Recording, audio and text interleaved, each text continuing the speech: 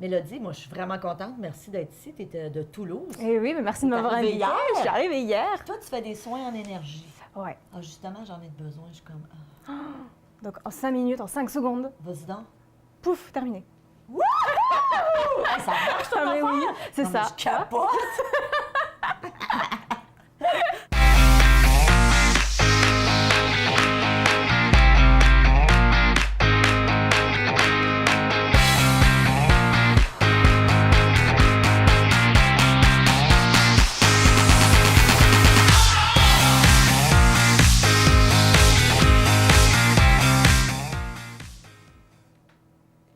Bonjour et bienvenue à Mastef TV, votre télé inspirante. J'espère que vous allez bien. Alors, aujourd'hui, on parle d'énergie et je suis en compagnie d'une énergéticienne. Je ne sais pas pourquoi j'ai de la misère à dire ce mot-là. Il faut vraiment que je le dise syllabe par syllabe. Mélodie Sachs, merci d'être ici. Mélodie, tu arrives de Toulouse. Oui. Et évidemment, bon, tu donnes des soins en énergie.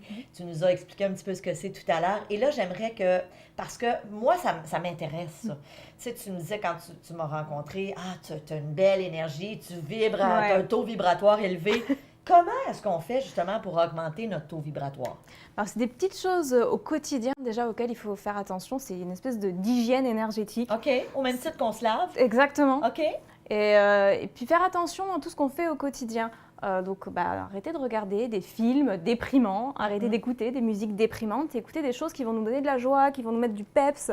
Comme le matin, quand on veut vraiment, je sais pas, aller faire du sport, on va se mettre une musique entraînante. Ouais. Là, c'est pareil, c'est pour tous les jours dans la vie, se mettre des choses qui vont être entraînantes, qui vont nous donner de la joie. OK. Donc, faire très attention à ce qu'on regarde, éviter les infos, tout ce qui est, les nouvelles, les journaux, ouais. Oui, puis... On n'a pas besoin de se nourrir de ça et de se baigner là-dedans pour être au courant de ce qui se passe. On peut regarder 5 minutes sur Internet, voir ce qui se passe, être au courant, mais sans lire les rester dedans. Mais c'est tout, oui. Donc, dans le fond, est-ce que c'est juste de dire tout ce qui m'amène dans de la négativité baisse mon taux vibratoire? Exactement. Et l'inverse est aussi vrai. Oui. Tout ce qui me rend joyeux, tout ce qui me rend heureux, tu parlais de la joie dans la première entrevue, ça contribue à augmenter mon taux vibratoire. Exactement. Moi, j'ai une question, parce que je pense à mon fils, mon petit garçon qui a 8 ans.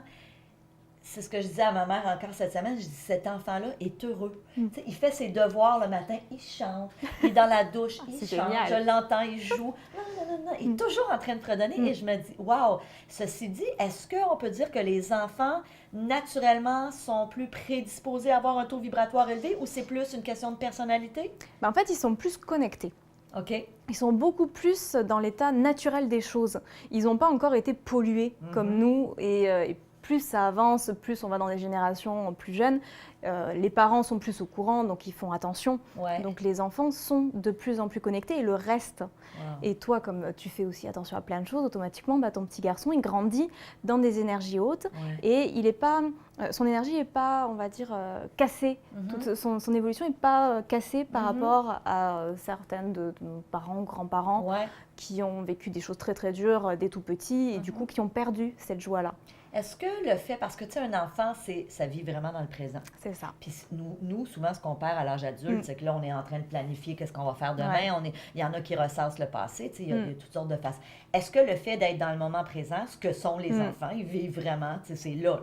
Tu parles de demain, non, c'est là, maman. Tu sais, à moins que tu as quelque chose de bien agréable demain. Est-ce que ça aide, même pour nous, les adultes, de dire, je vais essayer de me concentrer à être plus dans le présent?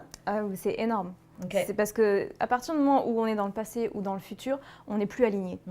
Et donc, à ce moment-là, on va avoir de l'anxiété, on va avoir des peurs, on va avoir plein de choses qui vont revenir. Et c'est comme disait Eckhart Tolle dans son livre, si vous réfléchissez à cette seconde-là précise, qu'est-ce que vous avez comme problème? Vous n'en avez pas. Exact. Donc, c'est vraiment être dans le... Nos problèmes sont souvent dans le futur parce qu'on appréhende ou dans le passé parce qu'on a des regrets ou on projette. Exact. Et les enfants, naturellement, ils restent dans cet état de joie, de moment présent et il faut justement protéger ça pour qu'ils restent là-dedans. Oui. Donc, évidemment, faire attention aux émotions qu'on vit, ne pas trop écouter de films négatifs, ne pas trop regarder les nouvelles et tout. Bon, tu fais des soins. Oui. Mais ce que tu me disais, c'est on peut se faire des soins soi-même. Moi, ça, Tout j'aime à ça. fait. Ça, j'aime ça. Et j'aimerais ça que tu nous enseignes comment est-ce qu'on peut justement se faire soi-même un soin. Ouais, parce que l'autonomie, en fait, c'est super important. Parce que, comme je te disais, on ne peut pas aller voir un énergéticien tous les jours. Non. Parce qu'on a une vie aussi à côté. Tout à fait. Et comme on parlait de douche, c'est la même chose. C'est le matin, en prenant une douche, prendre une douche énergétique. C'est un petit peu la technique que vont enseigner la plupart des énergéticiens. C'est la technique classique. Tout simplement, visualiser que vous avez une espèce de douche dorée de lumière qui va venir et envelopper toute votre aura, descendre dans tous vos corps à l'intérieur et qui va tout nettoyer. Et qui va faire ressortir tout le noir. C'est ça la couleur? Ouais, doré. Après, si vous avez envie d'être du rose, ça marche aussi. Moi, je veux savoir la technique, là. Alors, je pense que c'est pas argent, c'est doré. Mais ouais, une douche de lumière, faire aussi avec du blanc, ça peut marcher aussi. Ce qui va... Fait que ça, on le visualise, c'est ça? Oui, on le visualise. C'est beaucoup dans la visualisation. Mais j'ai les yeux fermés, puis je peux me nettoyer comme ça, OK? C'est ça. Est-ce que tu connais Donna Hayden, qui a écrit plusieurs livres en énergie? Oui. Parce que là, tu me rappelles que j'ai lu ses livres, puis c'est vraiment intéressant. Puis c'est un petit peu ça qu'elle nous donne à faire comme exercice. Mais tous, de toute façon, les techniques se recoupent toutes. Et celle-là, on va dire, c'est parce que c'est la plus simple, c'est la plus classique. Donc, et puis, c'est vrai que ça prend 2 secondes. Juste visualiser, voilà, une espèce de douche de lumière qui nettoie tout et qui fait ressortir tout le négatif, toutes les énergies congestionnées, qui n'ont plus leur place, qui sont inutiles. Comme un liquide noir qui sort par les pieds et puis qui va se recycler dans le centre de la Terre, tout simplement.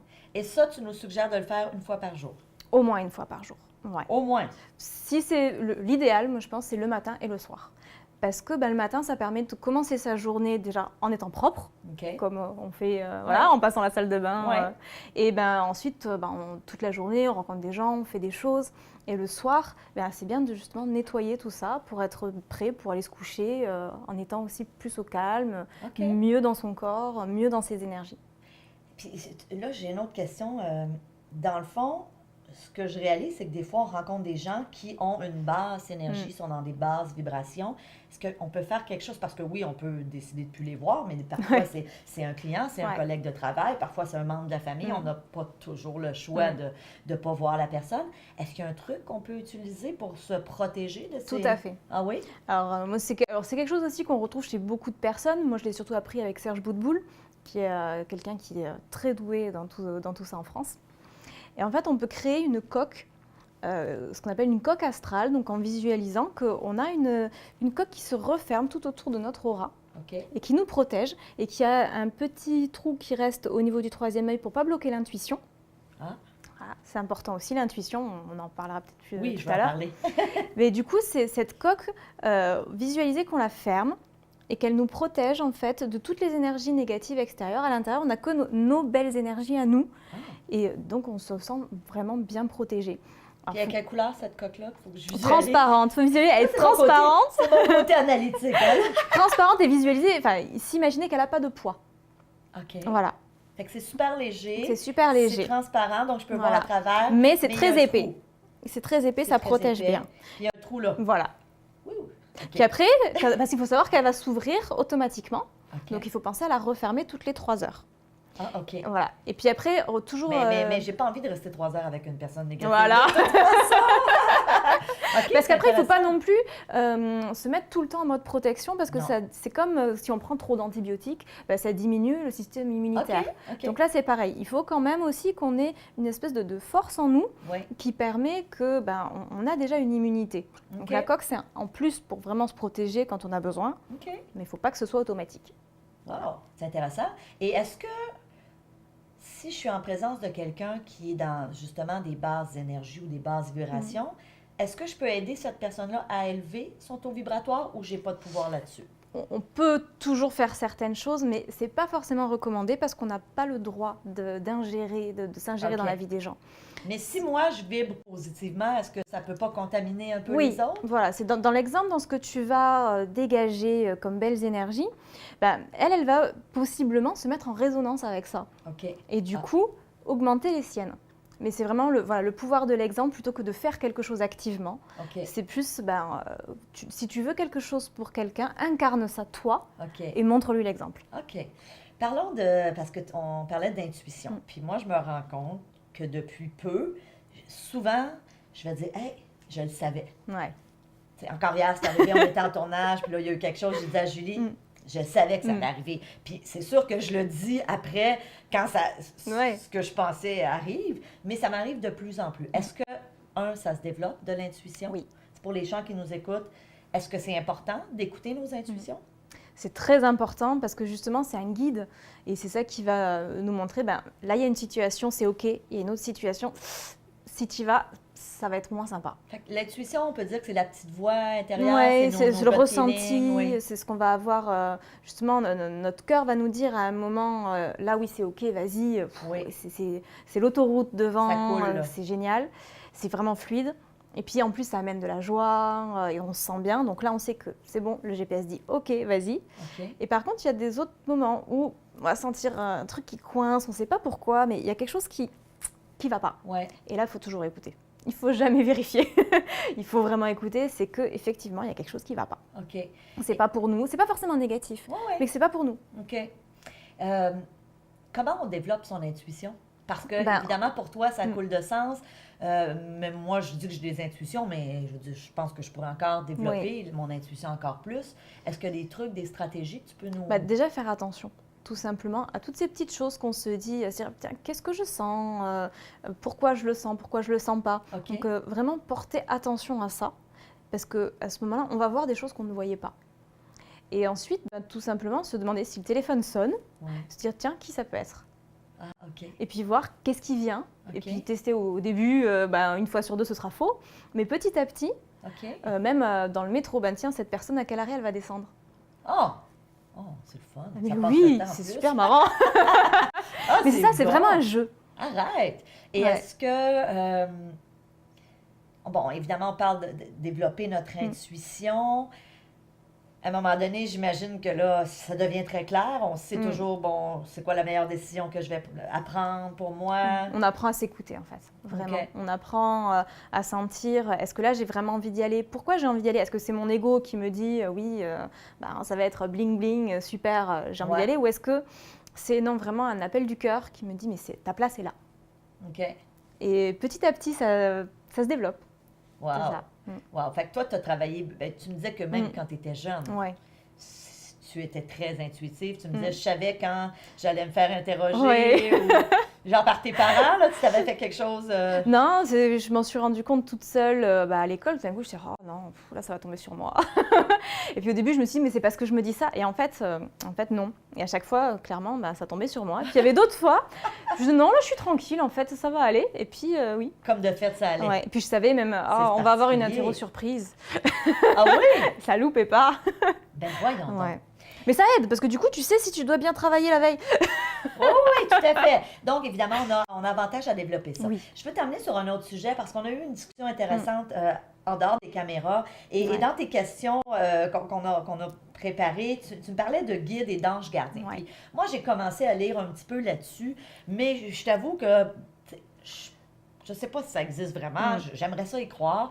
Est-ce qu'on a un ange gardien? C'est-tu vrai ça? Parce qu'il y a des livres qui sont écrits là-dessus. Je me dis, es-tu là en ce moment à côté de moi? Je devrais Ils sont jamais très loin. Mais parle-moi un peu de ça. Alors, en fait, on a au moins un guide attitré.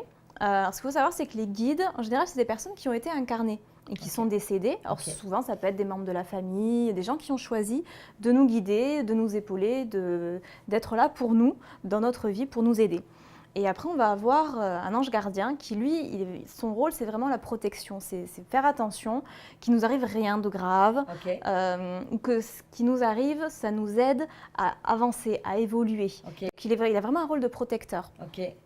Ce qu'il faut savoir, c'est que les anges gardiens, ils ont vraiment une obligation de respecter notre libre arbitre. Donc si on ne leur demande pas d'aide, ils n'ont pas le droit d'intervenir, sauf vraiment un gros danger. C'est pour ça que c'est très très important de leur parler. Il faut leur demander, et puis on le fait même des fois automatiquement, je voudrais une place de parking. Mais à qui ça n'est jamais arrivé de dire vraiment ce serait chouette d'avoir une place de parking et pouf, une place de parking. Et il faut faire comme ça avec tout et il n'y a pas de demande futile, il ne faut pas hésiter, vraiment. Et tu t'adresses à ton ange gardien ou à ton guide ou aux deux? dans le doute, on peut s'adresser aux deux. OK. Voilà, mon guide, mon ange gardien, vraiment, là, j'aurais besoin d'un coup de main. Ou quand on se sent pas bien tout d'un coup, on ne sait pas pourquoi, on est un peu plombé, mais dire, oh, vraiment, si vous pouvez m'envoyer un petit remontant, là, m'aider à me sentir mieux, et ben, souvent, c'est instantané. Wow!